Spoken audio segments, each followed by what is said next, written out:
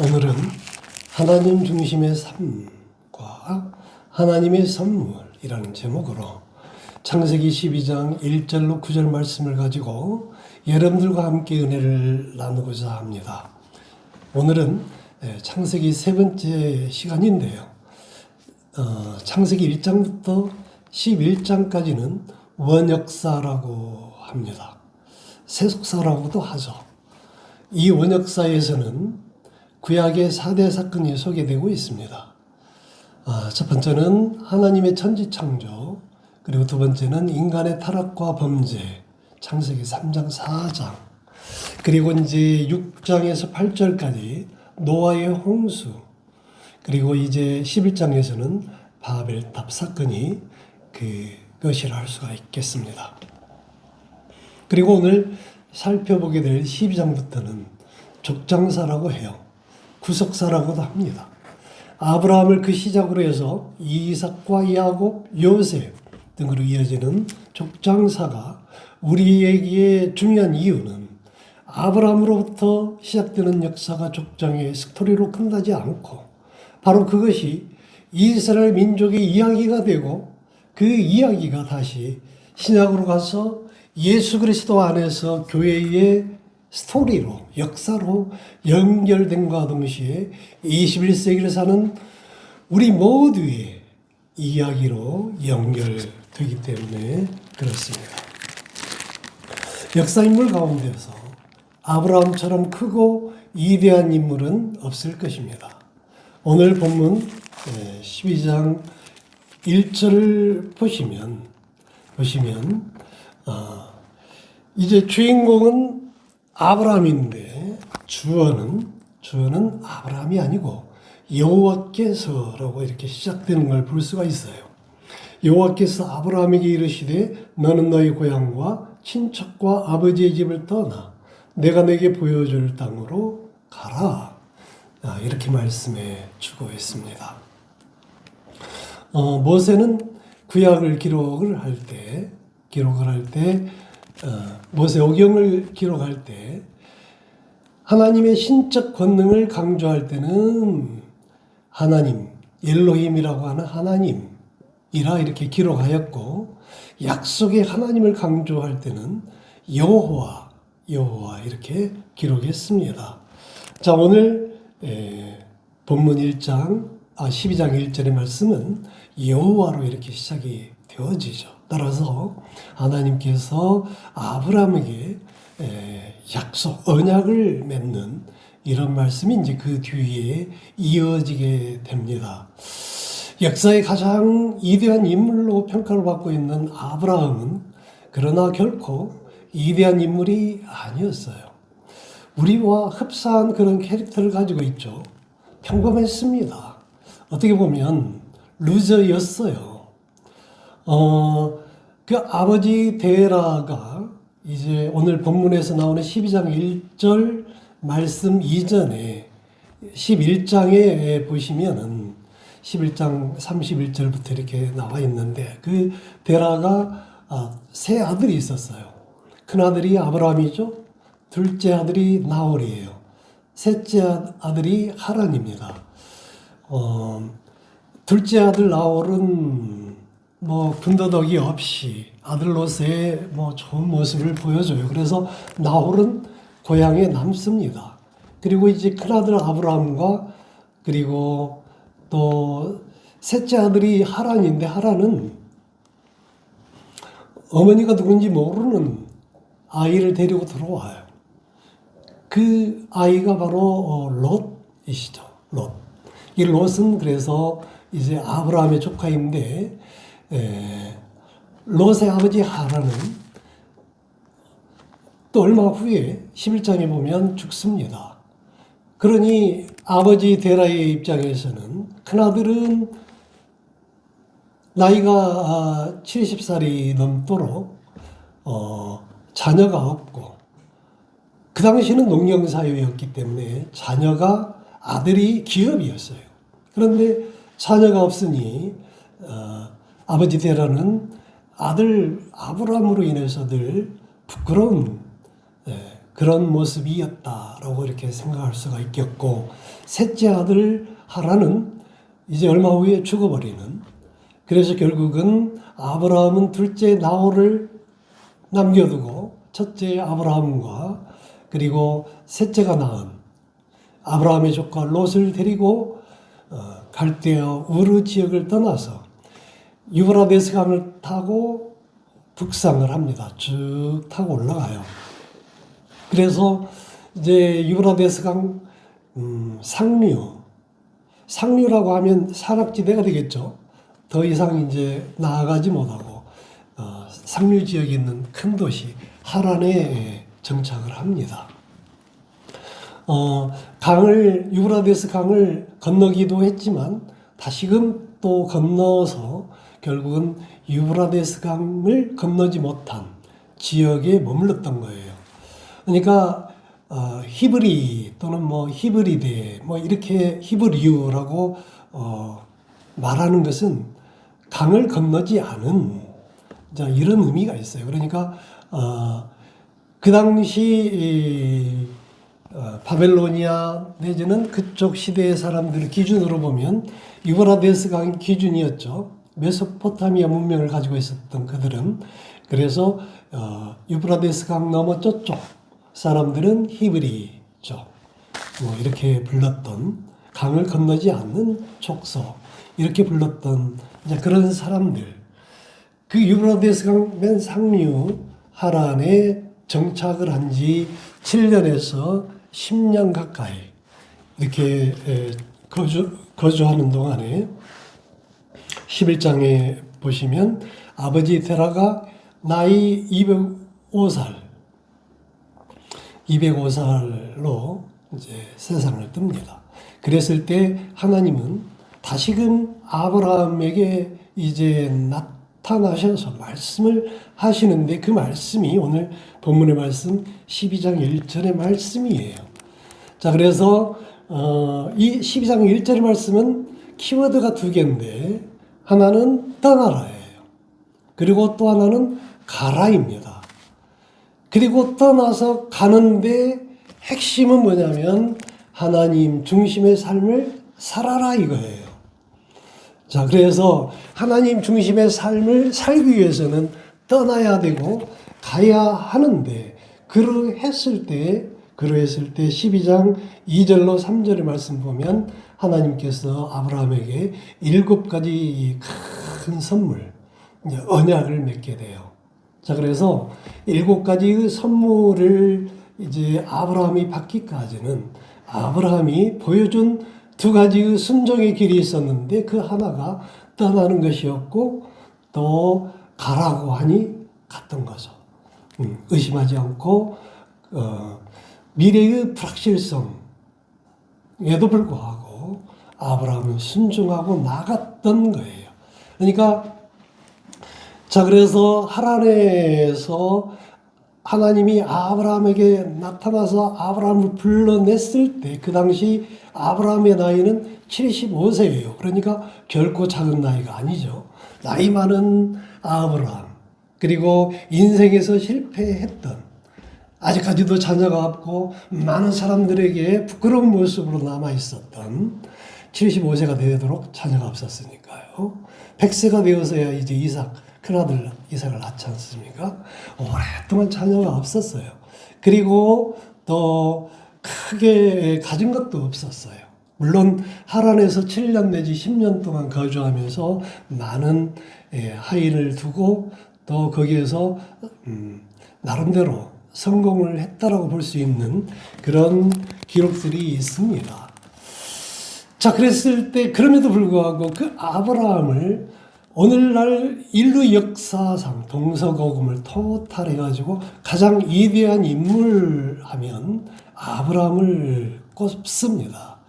그러한 아브라함이 오늘날 우리 모두에게 가장 위대한 인물로 자리 잡게 된 것은 그가 평범하고 보잘것없었지만, 나이 많고 또 여러 가지로 내세울 거 하나도 없었지만, 바로 이거 하나, 순종하고 가라 하니 가고 떠나라 하니 떠났던 그 믿음 때문에 그렇게 하나님은 아브라함을 축복하신 것이다.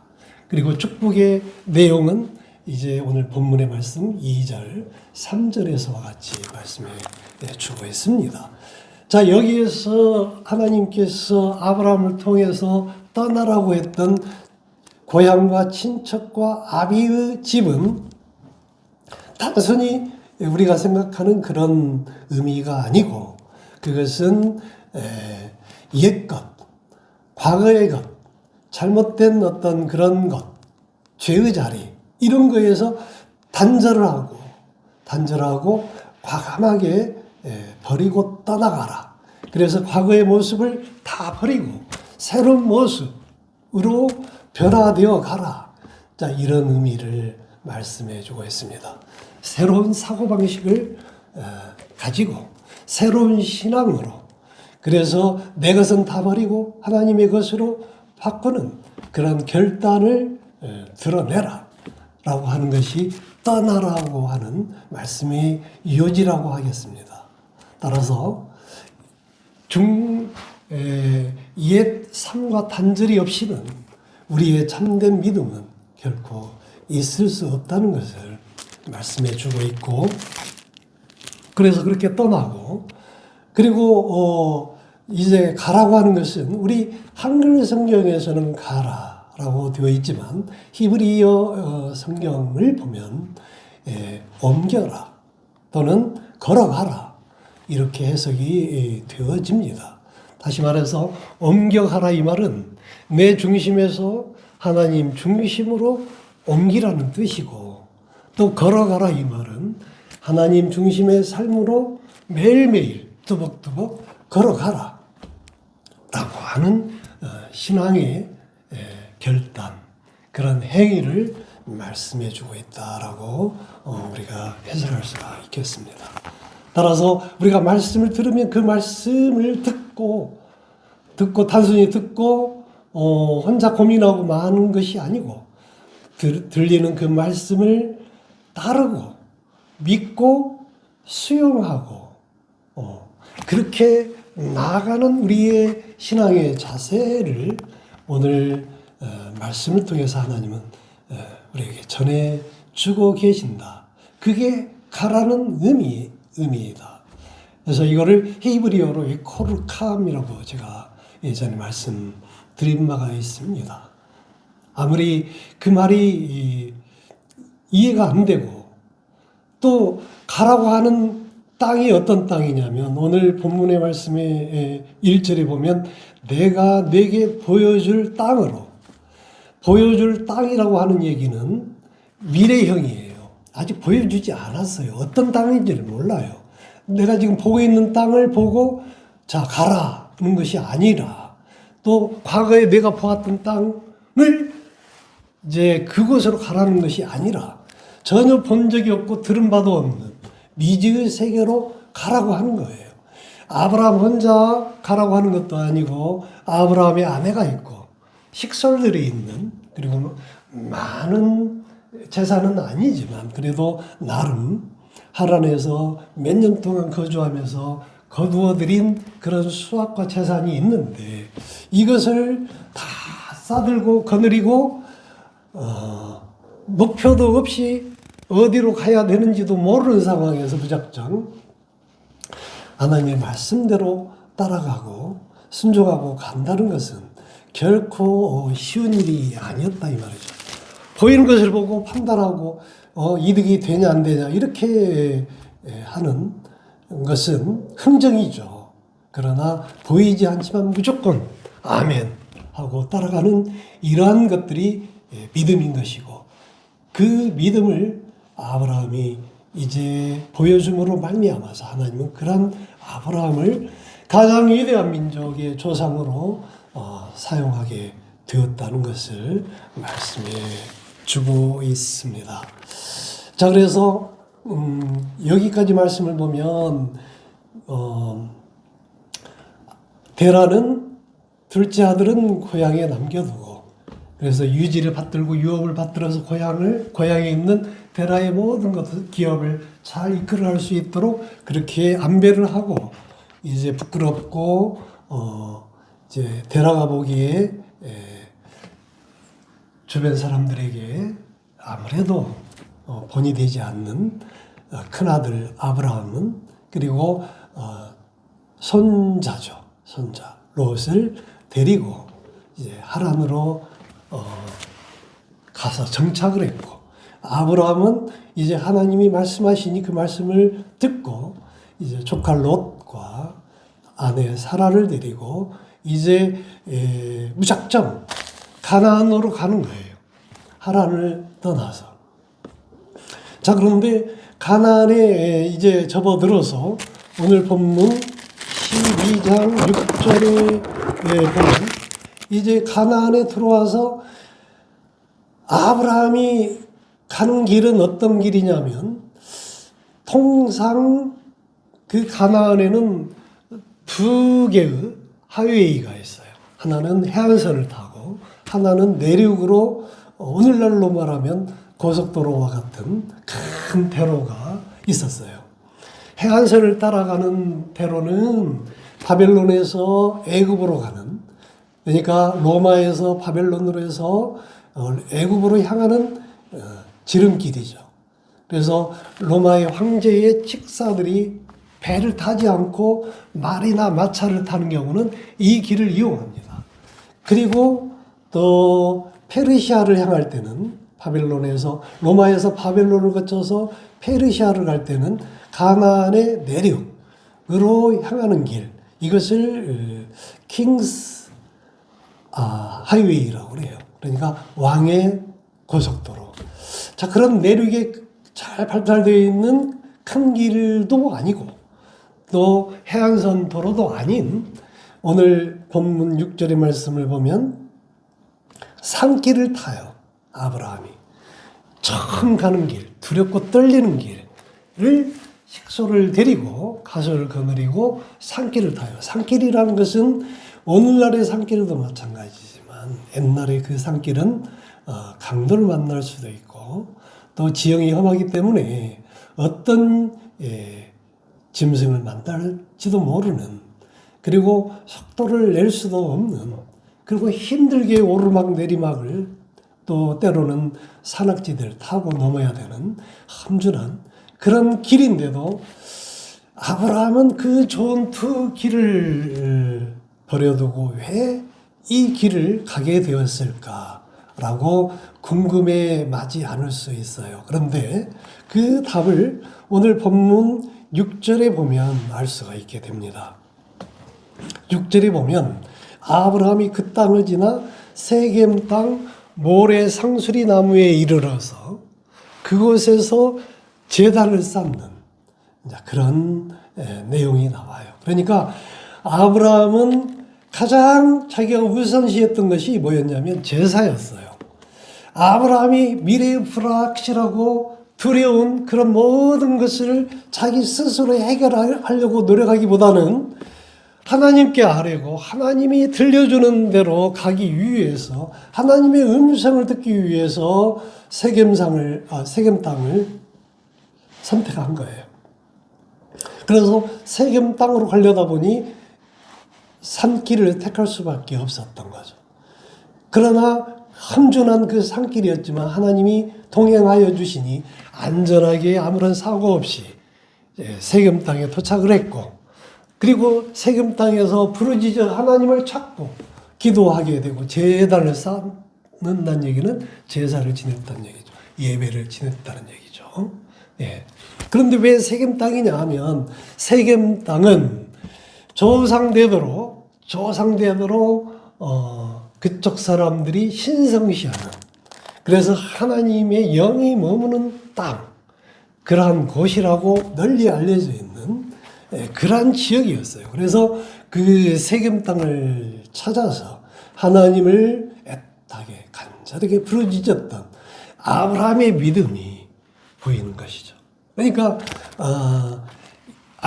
아브라함의 중심은 아브라함의 경험도 아니고 아브라함이 가지고 있는 노하우나 이런 것이 아니라, 또 자기 자신의 어떤 의지나 생각이 아니라 오직 하나님이 중심이 되는 그런 믿음의 소유자였다는 것을 보여주게 되고, 그러한 아브라함에게 7절의 말씀, 이제 6절 다음에 7절의 말씀을 보면 하나님이 여호와께서 아브라함에게 나타나서 이르시되, 자, 영어 성경에 보면 said, 그러니까 말씀하시되, 말씀을 해요.